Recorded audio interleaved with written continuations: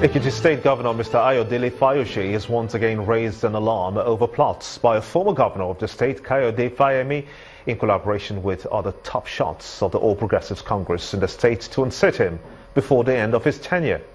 Governor Fayose, who made the allegations at a press conference in the state capital today, said that the APC bigwigs plan to unseat him by using the judiciary.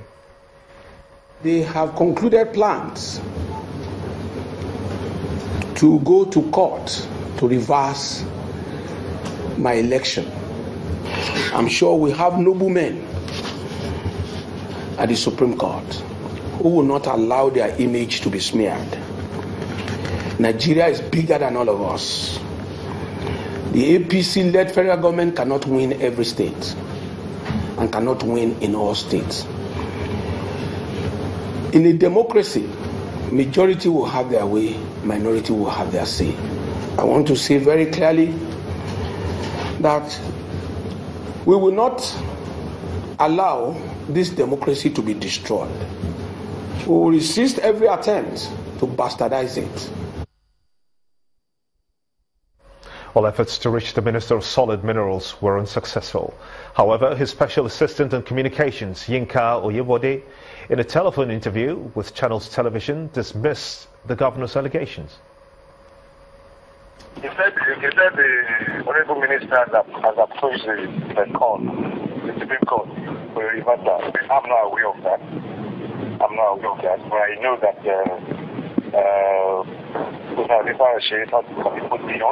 he makes wide allegations. They have been able to substantiate it. So I'm not going to react to this. I'm not going to identify kind of faults and information with any reaction. So for me, no comment. 4 communities in the Number West local government area are rejoicing over various projects commissioned by the state governor, Mr. Willie Obiano, in their communities. The projects include healthcare centres, classrooms, customary courts, and a police station as part of the ongoing community project initiative sponsored by the state government. The governor also assured that all 179 communities in the state will benefit from the scheme. The anthem and drums are testaments that there is a special guest around, and that visitor is none other than the #1 citizen of the state, Governor Willie Obiano.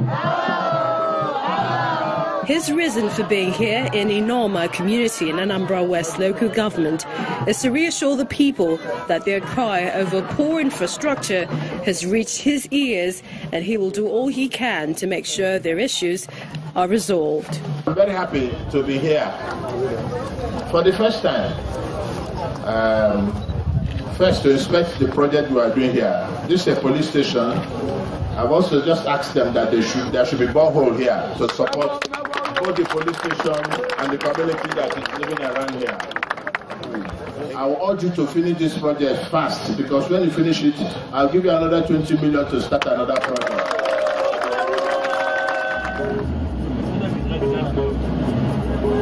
The next step for the governor is Ukwala. Again, it's all about projects bordering on healthcare, which the governor says will be completed under the stipulated time. And I'm very happy to be here.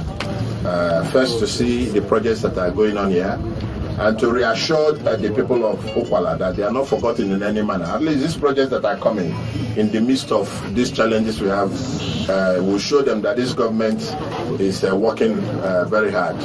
Other areas touched by the governor are Owele, where classroom blocks are of top priority, and Nzam, which had a customary court constructed.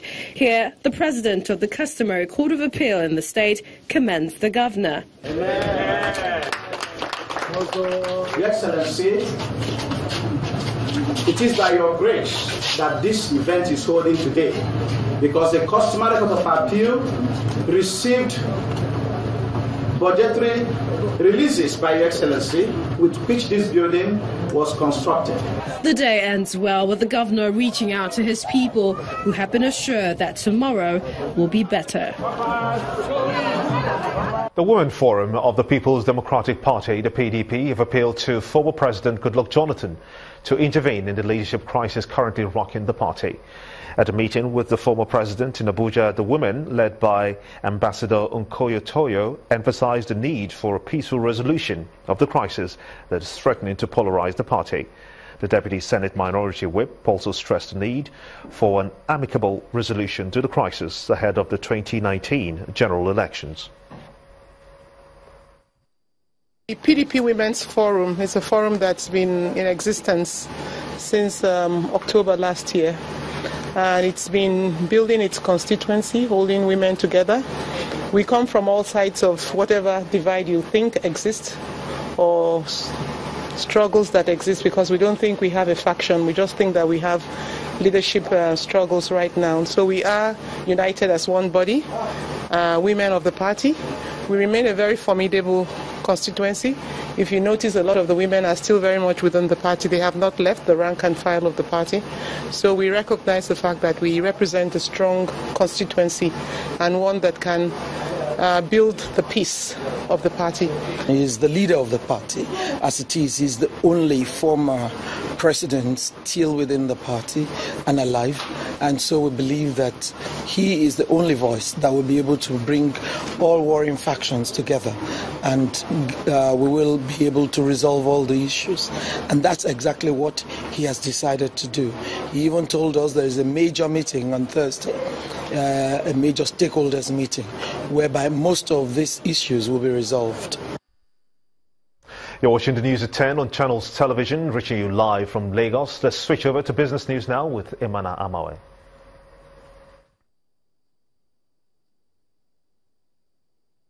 You first. First Bank.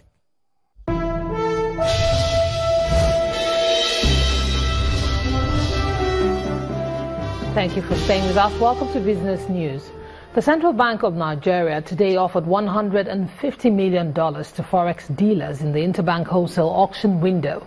In addition, the financial regulator released $90 million to meet end users' requests for business, personal travel allowance, medicals and school fees.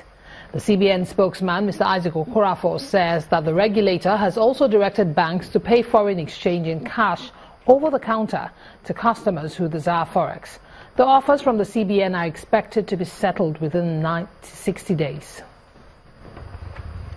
And global insurance underwriter Allianz Africa, with outpost in Casablanca, Morocco, has called on investors to consider the many opportunities available within the emerging insurance market in Africa. Allianz Africa's Chief Operating Officer, Mrs. Delphine Maidu, made the call at a press briefing held recently on the sidelines of the Africa CEO Forum in Switzerland.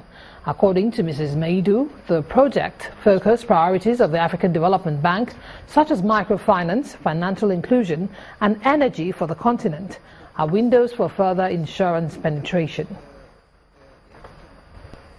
We always come to the Africa CEO Forum. Some of the challenges that Africa faces is low insurance penetration. We are consistent with the rest of the emerging markets at 3%. But if you take South Africa, with 80% roughly of the insurance market in Africa at 14% insurance penetration, if you take South Africa out of it, the insurance penetration in Africa is hovering around 1%. As far as our strategic alignment in Africa, we believe in growing the insurance industry here in Africa. And the African Development Bank, who's hosting this conference, has 5 priorities for the continent that we're quite aligned with. One is light up and power up Africa, feed Africa, industrialize Africa, and integrate Africa. And the last one is improve the quality of life of the African people. So as we look at the fast-growing population, urbanization, the more people are also educated, the better they understand risks and are also willing to purchase insurance. And the sovereign credit rating of Africa's most advanced economy, South Africa, was today cut to junk by world's #1 rating agency Standard & Poor's. The rating downgrade comes few days after President Jacob Zuma sacked his popular finance minister, Pravin Gordhan, in a highly controversial cabinet reshuffle. The South African currency took a big beating on the rating cut news, down 2.30% against the US dollar to 13.68 as at 4 p.m. Nigerian time. The rand also fell 2.15% against the euro and shaved 1.41% on the British pound. Stocks in South Africa, however, posted a 0.77% gain today, prior to the S&P rating downgrade, and the first of such in more than 15 years. And despite a positive market breadth of 28 gainers against 7 losers, sell-offs from some of the highly capitalized stocks on the Nigerian Stock Exchange pushed the all-share index to a negative opening for April. BC Adebayo tells us more.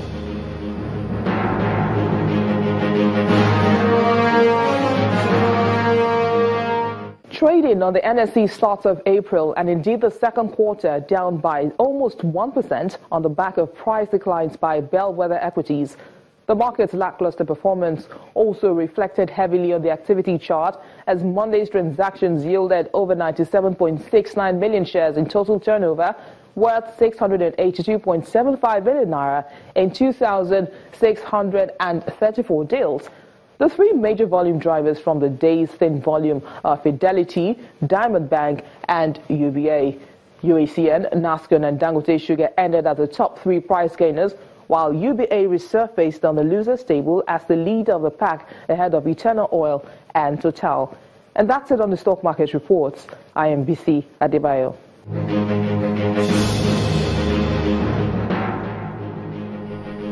And outside Nigeria, markets in the US and Europe closed lower today as investors digest key economic and auto sales data and also weigh the impact of a deadly bomb explosion in Russia. But Asian shares closed higher, with Chinese markets shut for the public holidays.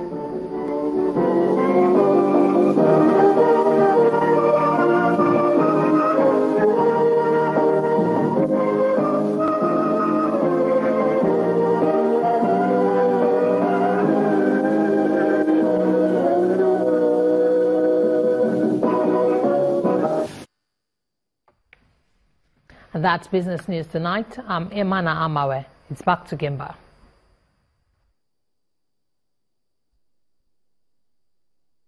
You first. First Bank.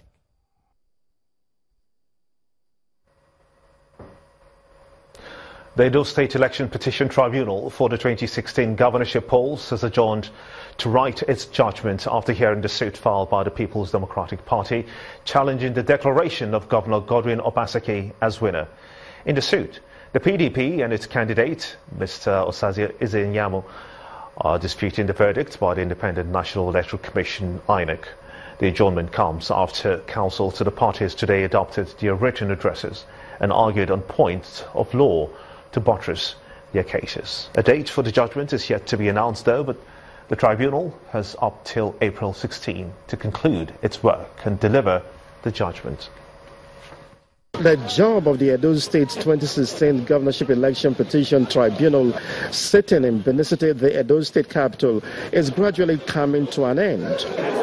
It is early Monday morning and the courtroom is filled to capacity with lawyers and other interested parties in the case seated and waiting for the commencement of the adoption of written addresses by parties.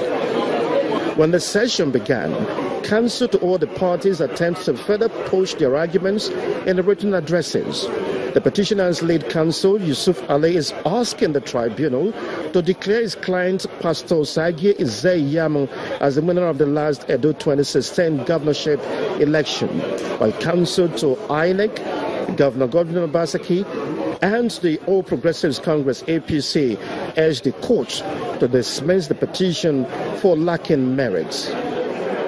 In the end, the 3-man tribunal led by Justice Ibrahim Badamasi adjourned to write its judgment, which will be delivered on a yet-to-be-announced date. Councils react to the day's proceedings. We thank God. Well, at least we have gotten to an aspect of the matter that is quite comfortable. So I want to thank you all. We hope for the best. We have adopted our addresses, so we hope victory will be on our side at the end of the day by the grace of God. Look, if every other thing fails, what will not fail, and without any attempt at taking over the role of the tribunal, is that Obaseki has won. Even if you make all the deductions that they are talking about, which we have not considered, Obaseki will still have won by a whopping figure of 58,696 and also have the required spread. We believe we did all that we could in order to meet the very weak case presented by the petitioners. With this adjournment, parties will have to wait to know their fate on or before the 16th of April 2017, when all matters concerning the 2016 Edo governorship election are supposed to have been concluded at the tribunal. And still ahead on the news at 10, Lagos State Governor Akinwumi Ambode receives Queen's relay baton in Lagos after it arrives in Nigeria. That's on Sports News. Stay with us.